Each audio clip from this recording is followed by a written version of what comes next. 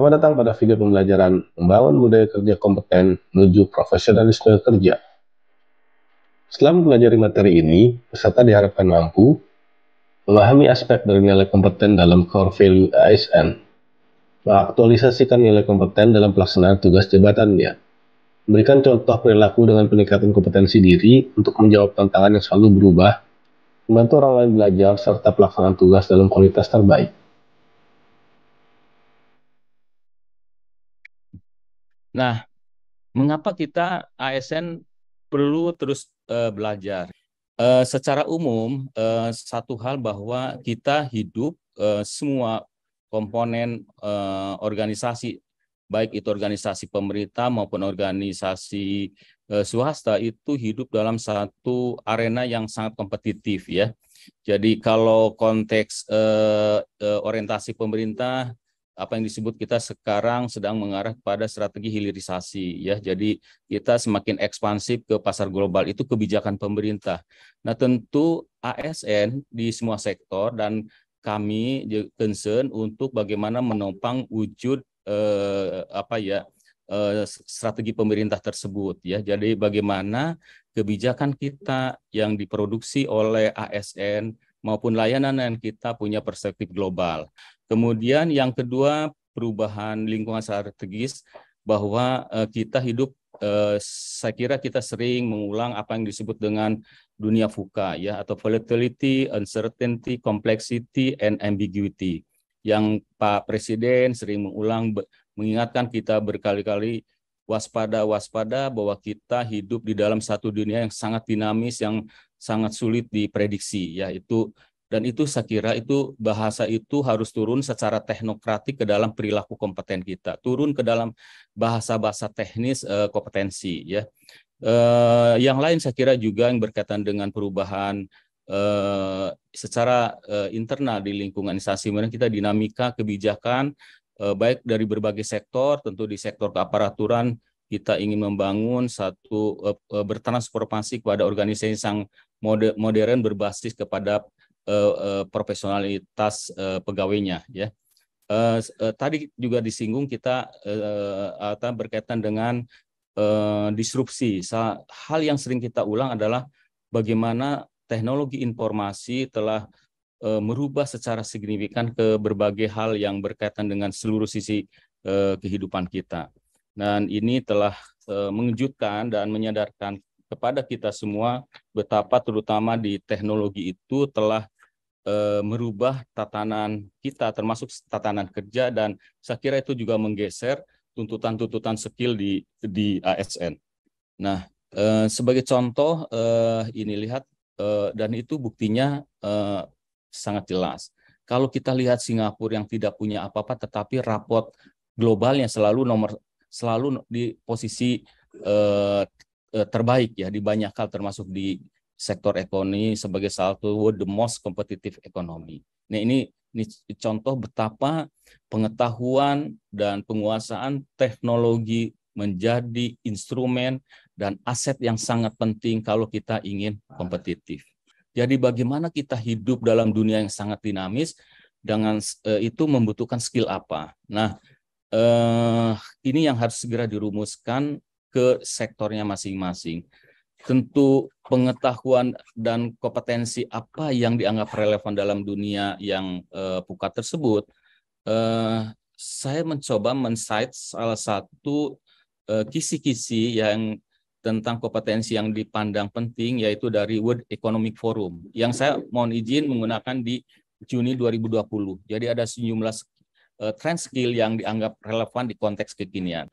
Di konteks teknologi, saya kira juga demikian. Kita sekarang pemerintah sudah mulai melalui LAN, melalui kebijakan kita secara internal masing-masing untuk mulai menyadarkan tentang literasi digital ya, dengan ragam pendekatannya ya. Berikutnya saya kira ini bagaimana nih organisasi pemerintah dan pekerjaan. Bapak Ibu, ini penting ya, mengapa kita harus selalu belajar ini. Ada kecenderungan, dan ini akan menjadi sebuah kepastian, kalau kita mencoba reflektif ya, atau menengok ke saat ini dan beberapa waktu lalu atau yang pas ya, kita bekerja masih banyak paper. Tadi juga disinggung kan, dan kelihatan Kementerian ATR BPN sudah mulai bertransformasi secara digital. Apa saja dilakukan dulu, kami kepegawaian pun dulu banyak dilakukan dengan paper ya. Numpuk di kantor itu penuh kertas ketimbang orangnya. Jadi kantor lebih banyak tumpukan kertas daripada tempat orang bekerja gitu ya. Kemudian cenderung silo ya. Kemudian cenderung menggunakan banyak pegawai ya. Kemudian juga layanan publiknya itu lebih banyak customer ngantri ke kantor. Itu mestinya harus mulai ditinggalkan. Masih berkaitan dengan perubahan tren organisasi dan pekerjaan termasuk di instansi pemerintah, saat ini sudah mulai diwacanakan dan nampaknya ya bahan draftnya itu sebetulnya sudah mulai ada Bapak Ibu di Kementerian Pan RB, dan kita juga diskusi banyak dengan kami dan dengan kerjasama waktu itu dengan Australia dalam sebuah kajian. Salah satunya adalah kita mulai mengarah kepada output base ya. Jadi dari instead of input base. Apa maksudnya? Tidak lagi concern kepada proses, tetapi kepada apa yang harus dituntut yang dihasilkannya. Konteks yang lain adalah yang sering diulang oleh Pak Presiden ingatkan kepada kita bahwa yang memenangkan kompetisi itu bukan yang besar, bukan yang kaya, tapi siapa yang cepat ya. Jadi ini jadi kecepatan menjadi tema sentral di dalam orientasi budaya yang ingin dibangun termasuk di konteks ASN. Kira-kira kalau saya analogikan budaya kerja ASN yang sedang berproses dan dibangun itu seperti ini Bapak Ibu sebagai pemain bola. Jadi kita pengelolaan pekerjaan ke aparatur basisnya apa? Yaitu didukung oleh basis kaum profesional. Ada striker, ada back, ada gelandang dan seterusnya. Ada keahliannya, tetapi mereka tidak sektoral, tidak bekerja sendiri-sendiri, tetapi dia berkolaborasi. Jadi profesionalisme ASN untuk kecepatan atau yang disebut dengan terminologi yang saat ini kita lihat adalah agile organization, agile ASN. Organisasi yang gesit, yang responsif, dan ASN-nya juga responsif, tanggap, cepat, gesit, menciptakan peluang, tetapi sekaligus juga berkolaborasi. Bapak Ibu, di dalam kegiatan tidak lagi input. Ingat, di Permenpan 1 tahun 2023 itu tidak lagi input. Seperti kita mungkin Widya Suara, itu tidak lagi input. Tapi apa tahun ini kontrak kerja kita akan menghasilkan apa kepada klien kita begitu. Jadi ini saya kira tuntutan profesionalisme yang penting ya. Nah, tentu saja itu dibutuhkan orang yang memiliki kapasitas. Orang yang memiliki kapasitas itu nampaknya data empiriknya Bapak Ibu ya itu ternyata terbatas, tidak banyak. Kenapa saya ini kutip Global Talent Competitiveness Index? Ini mohon maaf pakai data itu. Kita di mana posisinya? Masih di bawah Filipina, di bawah Malaysia, di bawah Singapura. Jadi kalau kita ingin kompetitif, jadi kalau melihat data ini rasanya agak berat. Kenapa sekali lagi pakai data global? Jangan lupa orientasi kita mencari uangnya sekarang kan keluar, semua bersaing. Interaksinya keluar gitu ya. Jadi maka kita harus mulai membuka diri dan melakukan perbandingan-perbandingan pada negara yang lain. Inilah kira-kira gambaran kita. Ya, jangan lupa ini Vietnam sekarang udah nyalip kita di konteks global inovasinya. Nah, profil kita sekarang. Ini profil kita ini apakah seperti tadi organisasi basisnya profesional? Kalau secara profil, secara datanya, secara data statistiknya iya ya. Jadi lihat ini dari 4,1 juta sekian ASN sekarang lebih karena dengan ada CPNS yang baru itu, maka itu hampir 90% lebih adalah kaum profesional seperti guru, WI, ya, dokter dan sebagainya itu besar. Jadi secara populasi sebetulnya oke. Cuman pertanyaan kritisnya, apakah populasi ASN itu sudah kompetitif belum? Ini coba Bapak Ibu, kalau walaupun ini data lama, ini masih sangat memprihatinkan. Jadi lewat indeks kompetensi ASN, banyak ASN yang tidak tertopang oleh kesesuaian latar belakang pendidikan, latar belakang maupun pengalaman. Ada sebagian di antara kita masih menyederhanakan makna pengembangan itu yang klasikal, yang terstruktur orang datang ke Pusdiklat. Tentu saja itu mahal, costly ya, itu mahal ya.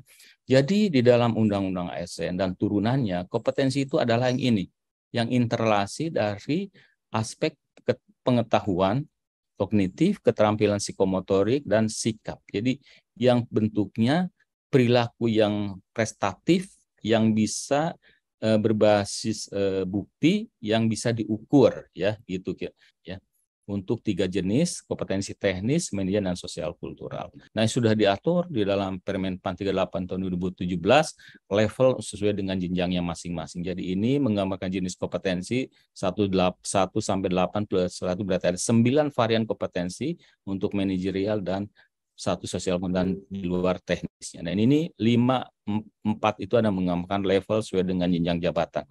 Ya. Nah, bagaimana pengembangan kompetensi? Kalau Bapak Ibu saat ini sedang didorong ya agar melakukan pendekatan integratif, pengembangan yang integratif atau disebutkan corporate university, sesungguhnya dari pemahaman kami adalah pendekatan pengembangan yang link and match dengan usernya. Makanya para user itu ya pimpinan itu masuk ke dalam struktur yang memberikan definisi dari output apa dari sebuah produk pendidikan maupun pelatihan yang harus dihasilkan ya. Dan proses pembelajarannya itu bisa terstruktur ke dalam pendekatan apa yang disebut dengan 10 20 70. Jadi kita harus ada profil kompetensi pekerjaan di jabatan, kemudian kita coba ukur atau petakan kompetensi masing-masing pegawai kepada standar itu melalui satu pendekatan asesmen yang ragam, bisa assessment center, uji kompetensi, penilaian kerja melalui dialog kinerja dan lain-lain ya, atau mungkin FGD dan banyak pendekatan yang lain, sehingga intinya kita dapat menumbuhkan gap kompetensi. Sekali lagi, gap kompetensi yang KSA, knowledge, skill, attitude. Kita ingin membangun satu perilaku terpuji di konteks pekerjaan. Ya, jadi kira-kira mungkin kalau saya boleh singgung, apakah kita harus kembalikan juga ke akhir dari ujung semuanya adalah kepada tujuan hidup kita. Apakah kita hidup hanya sekedar hidup atau hidup untuk memberi manfaat. Jadi itu juga penting untuk locus of control-nya. Jadi dari kalau tadi yang saya singgung di Anyak itu lebih eksternal kontrol ya. Locus of control dari faktor-faktor eksternal, kita harus belajar, ada kewajiban 20 jam pelajaran, ada karena tekanan dari penilaian kinerja. Nah, sekarang saya kira itu juga menjadi tidak terlalu optimal jika kondisi internal kita tidak support. Oleh karena itu, saya kira satu hal yang penting adalah komitmen kita. Kita ini bekerja itu hanya bekerja sekedar menggugurkan tujuan atau kita ada tujuan mulia tadi, yaitu kita ingin bekerja karena ingin memberikan kemanfaatan buat orang lain. Bukankah katanya orang yang paling mulia adalah orang yang bermanfaat buat orang lain. Dan saya kira momentum yang paling tepat untuk kita adalah memberi manfaat itu di pekerjaan. Karena setelah jam kerja kita udah seperti setengah mayat ya, jadi udah nggak bisa berbuat banyak. Jadi manfaatan waktu untuk memberikan manfaat. Saya kira hero-hero ASN bertebaran di sana sini yang tidak terekspos.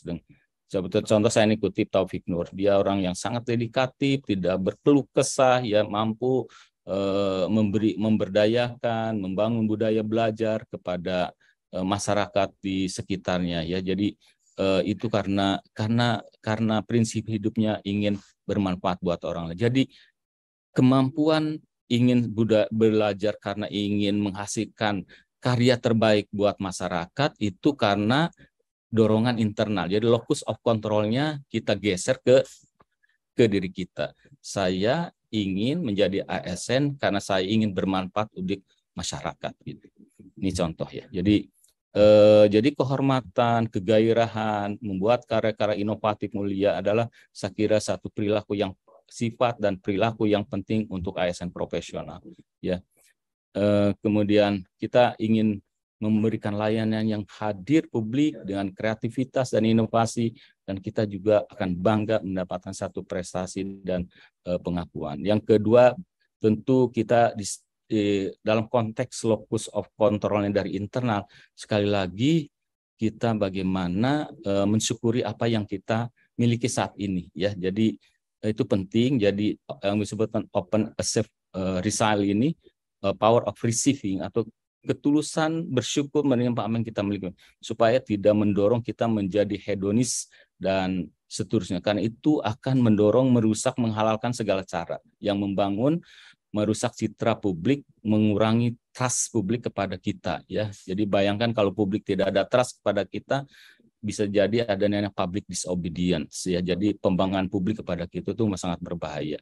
Jadi pangkal dari itu saya kira locus of control pindahkan ke dalam, kita harus bersyukur terhadap apa yang kita terima. Dari bersyukur itulah saya kira akan melahirkan satu energi dan perilaku yang sangat positif di dalam layanan kita perlu. Kedua, power of giving. Jadi memberi. Jadi manfaat itu adalah membangun perilaku memberi. Ya, jadi jangan Bapak Ibu takut dengan memberi akan kekurangan. Dengan memberi akan mendapat, ya. Di dalam konon, dalam kekalahan hukum energi itu tidak hilang tapi berpindah tempat. Kita memberi ke seseorang A, dia akan muter ke berbagai dan akhirnya tiba-tiba kembali ke kita dari pintu yang tidak terduga-duga. Jadi kita seringkali mengekspresikan diri kita mendapatkan satu rezeki dari pintu yang tidak terduga. Sebetulnya karena itu adalah refleks dari input yang kita berikan kepada kebaikan kita tanamkan kepada orang-orang, dan itu kembali kepada kita. Nah, saya kira ini sekali lagi apa yang saya ingin tekankan di sini adalah kita mencoba menata diri kita untuk terus berbagi. Tetap berbagi tidak harus bentuk uang, tapi bentuk pengetahuan, bentuk tenaga, keahlian yang bisa kita lakukan bersinergi kepada unit-unit, kepada orang-orang yang itu kita bantu untuk memperkuat layanan